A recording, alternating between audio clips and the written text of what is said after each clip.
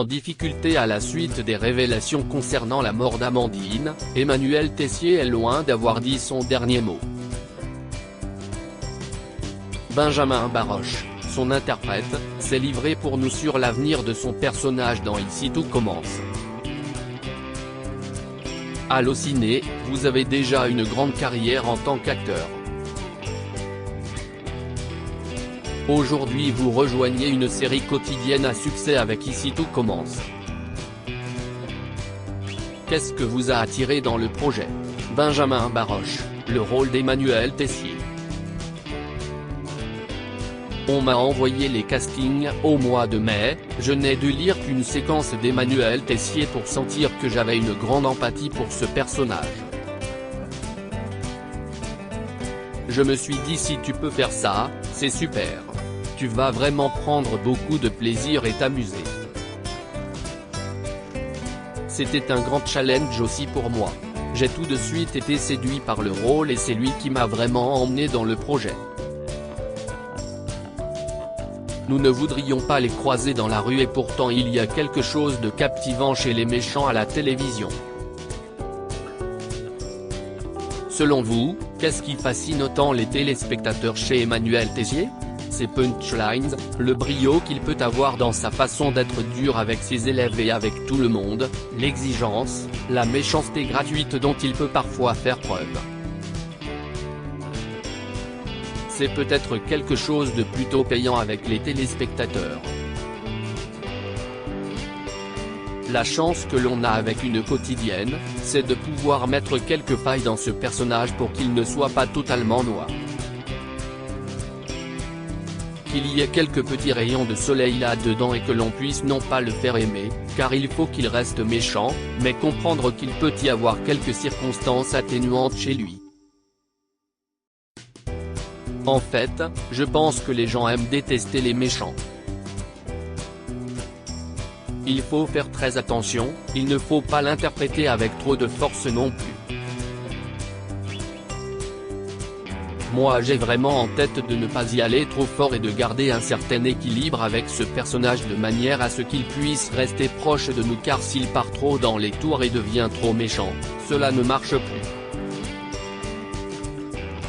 Il faut qu'il soit fidèle à lui-même, c'est-à-dire quelqu'un d'exigeant, d'un petit peu pervers et avec une haute opinion de lui-même. Mais c'est un mec courageux et je pense que c'est une qualité que l'on ne peut pas lui enlever. C'est en tout cas ce qu'il essaie d'inculquer à ses élèves, être courageux et aller au bout de ce qu'ils font. Pensiez-vous que votre personnage deviendrait aussi vite emblématique dans la série? Pas du tout. C'est une magnifique surprise. Premièrement, il y a toute une équipe d'acteurs formidables autour de moi. Ensuite, j'ai eu la chance avec Lucia Passaniti, qui joue le personnage de Noémie Matray, d'avoir des arches qui sont parties très vite autour du personnage d'Emmanuel Tessier. On a donc emmené la série avec des problématiques liées à nos personnages et c'est vrai que cela a donné un petit peu de piment sur les premiers épisodes. Mais je suis agréablement surpris, oui. Je ne m'attendais pas à cela. Quels aspects de ce personnage que les téléspectateurs adorent détester aimez-vous incarner en particulier? Ce côté un petit peu shakespearien qu'il a et la beauté du diable aussi un peu. Et en même temps, ce qui me plaît, c'est de ne pas mépriser le personnage en tant qu'acteur. C'est-à-dire de le sauver tout le temps, d'essayer de voir ce que je peux faire pour justement lui trouver des circonstances atténuantes, de faire en sorte que ce ne soit pas la même couleur sans cesse. Personnellement, je n'ai pas forcément son abnégation, son courage, ni son talent de pâtissier. C'est quelqu'un de très talentueux et je pense que c'est ça qui le sauve d'ailleurs. C'est quelqu'un de tellement méchant et détestable que s'il n'était pas très talentueux, cela ferait très longtemps qu'il ne serait plus dans le paysage de l'Institut Auguste Armand. C'est un personnage qui arrive à me charmer. Je trouve que c'est un challenge en tant qu'acteur de garder cet équilibre avec les spectateurs, de faire en sorte qu'il plaise toujours autant sans lasser les gens et tout en lui trouvant quelques failles. Le milieu de la cuisine est particulièrement exigeant et compétitif. Est-ce uniquement à cause de cela qu'Emmanuel Tessier est celui qu'il est aujourd'hui ou pouvons-nous espérer découvrir d'autres aspects de son passé pour mieux comprendre sa personnalité? Je pense que c'est quelqu'un qui s'est fait tout seul et qui a grandi à une époque où le milieu de la cuisine était vraiment très dur. Le personnage incarné par Francis Huster est venu le chercher quand il avait 20 ans pour travailler avec lui. Il a connu un niveau d'exigence très fort et il a été lui-même un peu malmené quand il était plus jeune. Du coup, c'est un peu un mode de défense pour lui aujourd'hui. Il est fier de former celles et ceux qui deviendront les meilleurs ouvriers de France en tant que pâtissier. Il connaît la difficulté d'évoluer dans les cuisines d'un grand restaurant pour l'avoir vécu et c'est ce qu'il essaie d'apprendre à ses élèves. Après, le tout c'est de ne pas oublier qu'il y a un cœur qui bat en dessous. Emmanuel Tessier est un homme qui a une femme et des enfants même s'il a des rapports très difficiles avec son fils. Ce n'est pas qu'un tyran dans sa cuisine, c'est aussi un père de famille. Le challenge était de voir s'il pouvait s'en tirer aussi bien familialement que professionnellement. Ce n'était pas vraiment évident. Selon moi, c'est quelqu'un qui a trimé, qui en a bavé. Il a eu affaire à des mecs comme lui à l'époque. Il ne se contente pas de reproduire ce qu'il a connu et estime que ce n'est pas aider les gens que d'être gentil avec eux. Il a tort ou il a raison, ce n'est pas à moi de le dire, mais en tout cas c'est sa logique à lui. Tout est une lutte dans son esprit car il a dû s'imposer dans la difficulté, parfois même dans la violence, pour en être là où il en est aujourd'hui. Effectivement, ça transparaît beaucoup à l'écran. Oui, c'est quelqu'un qui a souffert et on peut parler de son addiction aussi. Je trouve que c'est assez moderne d'ailleurs dans une quotidienne sur TF1. Je suis assez fier de pouvoir jouer un homme cocaïnomane car c'est un problème qui peut exister dans certaines cuisines. Pour tenir, les mecs peuvent prendre de la cocaïne ou d'autres choses pour faire des heures et donner le meilleur d'eux-mêmes. C'est une faille chez Emmanuel qui a réussi à devenir l'un des meilleurs dans ce milieu si dur. Il en est très fier mais il a vraiment beaucoup donné de lui-même. Ça l'a blessé au plus profond et c'est dans la veine du personnage. Justement, aujourd'hui, il a tout perdu à la suite des révélations sur la mort d'Amandine. Peut-on s'attendre à ce que votre personnage soit encore plus impitoyable? Jusqu'où sera-t-il prêt à aller pour récupérer sa place? Ce sont justement des choses dont j'ai parlé avec les producteurs et les scénaristes au tout début lorsque j'ai commencé à interpréter ce personnage. Emmanuel Tessier est quelqu'un qui n'est jamais vraiment démuni, il retombe toujours sur ses pattes et remonte à la surface à partir de rien même quand on essaie de l'écraser. C'est le genre à avoir un projet pour faire un grand retour à l'Institut. Il a des idées, il ne va pas se laisser faire mais réagir. Il va imaginer quelque chose pour venir à l'Institut et surtout exister en tant qu'enseignant. En plus d'avoir détruit la carrière de Tessier, Noémie a pris sa place au sein de l'Institut. Alors que la guerre paraît bel et bien déclarée entre eux, Noémie n'a plus peur du chef et pourrait être un véritable obstacle à ses projets. Emmanuel Tessier doit-il craindre Noémie et va-t-elle lui donner du fil à retordre dans les prochains épisodes? Même s'il a été très dur avec elle, je pense qu'il a reconnu en Noémie une facette de lui-même. qu'ils ont un vrai rapport. On va se rendre compte au fur et à mesure des épisodes que Noémie n'est pas soumise et qu'elle n'est pas faible du tout. C'est une véritable guerre entre les deux qui est déclarée. Malgré tout, il y a une espèce d'estime réciproque que ces deux personnages partagent pour pouvoir se livrer une belle guerre et soupeser les forces de l'adversaire.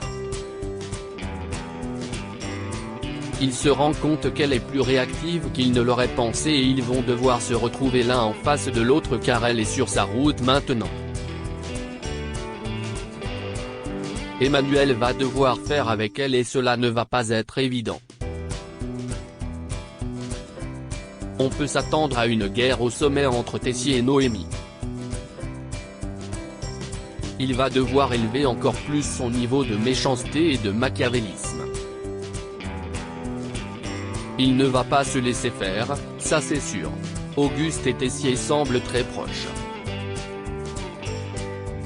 Mais l'implication du chef pâtissier dans la mort d'Amandine a profondément ébranlé le lien qui les unissait. Autrefois ami et allié, Auguste est-il devenu la nouvelle cible à abattre pour Tessier? À quoi peut-on s'attendre pour le futur de leur relation? Il y a une grande amitié entre eux.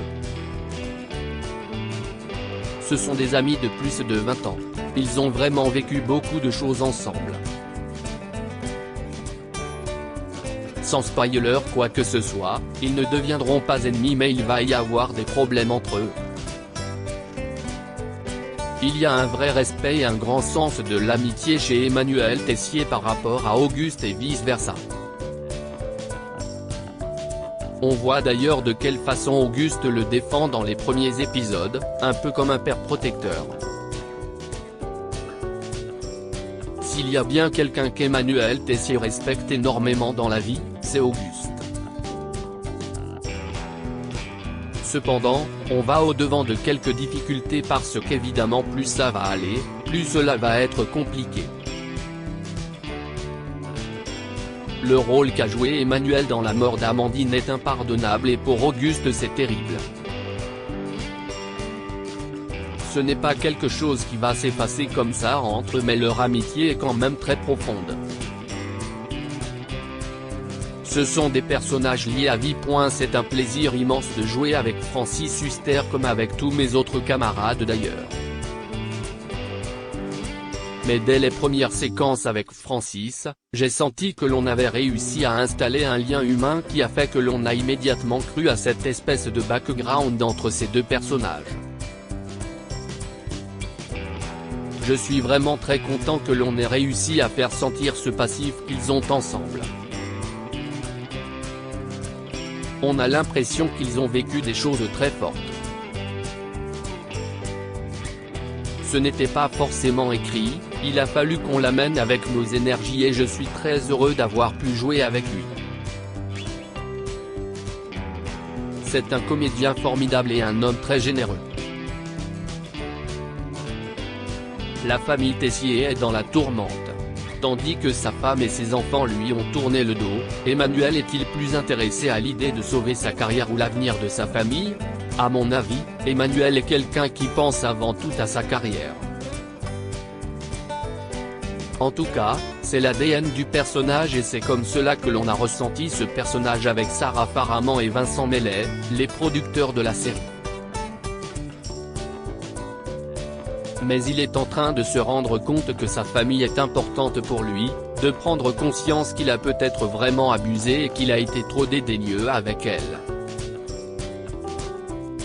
Il ouvre les yeux sur l'importance qu'ont sa femme, son fils et sa fille dans sa vie et sur le fait que sans eux, il ne serait rien en fait.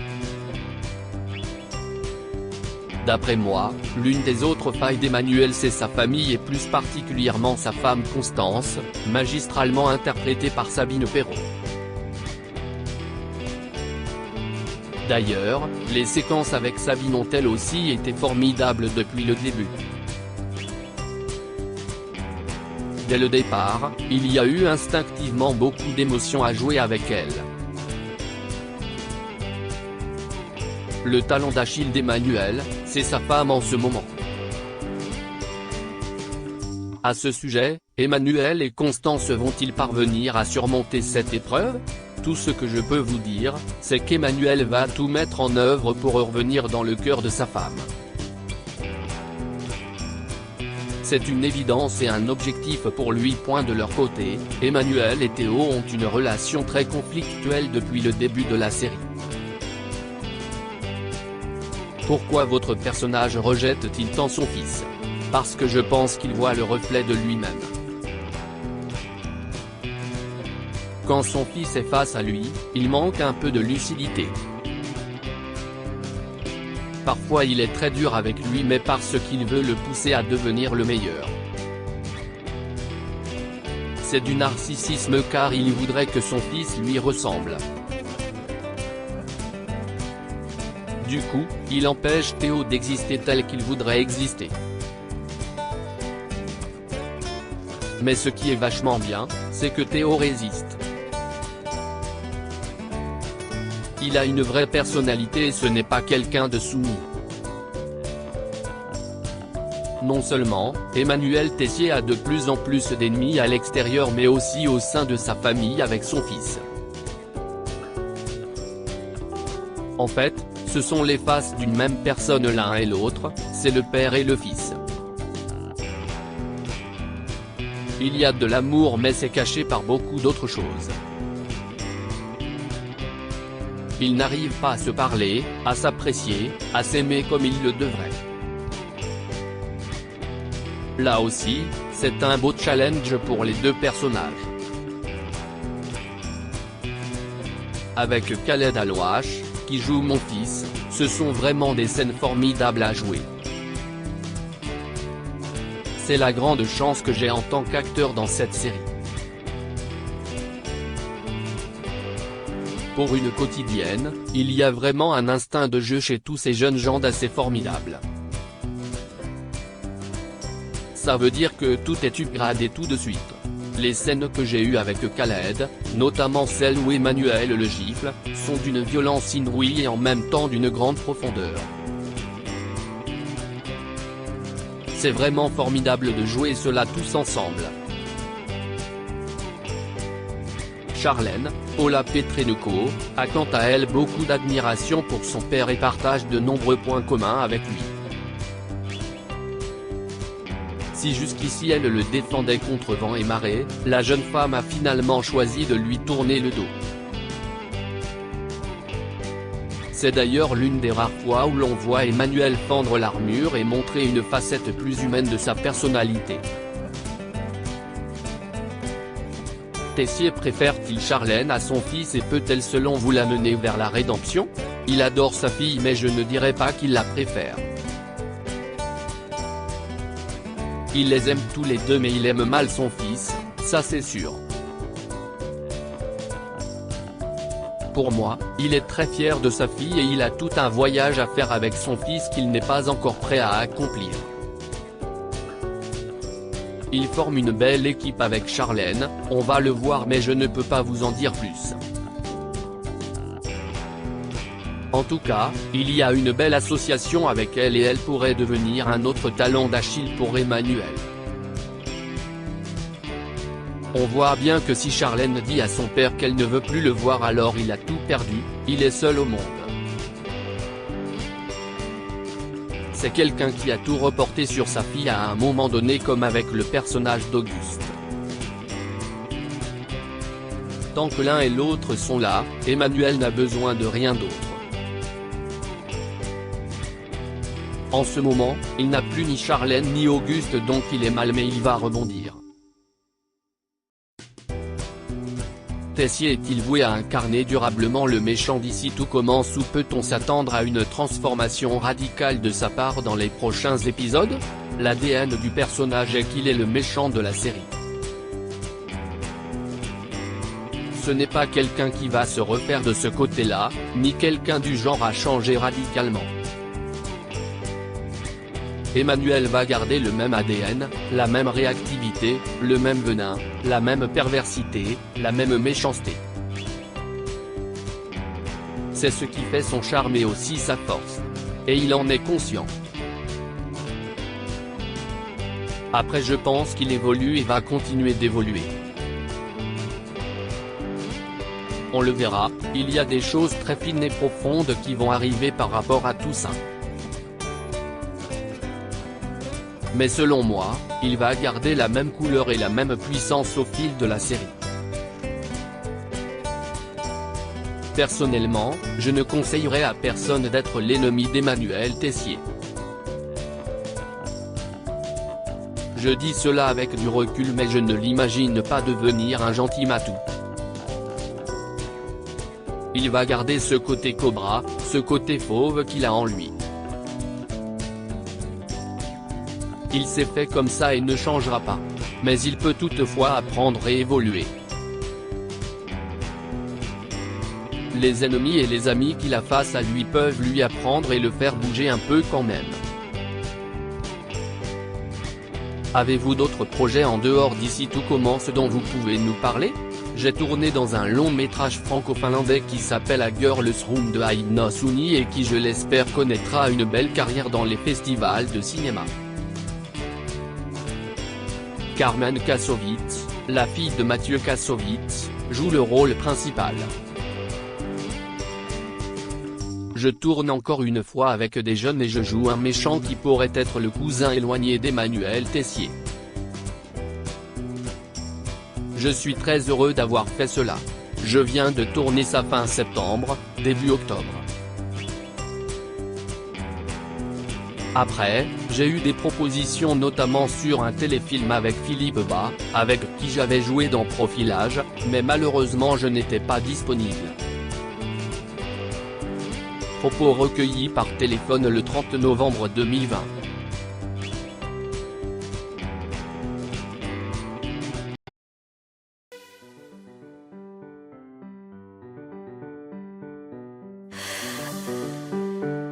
The man I love just had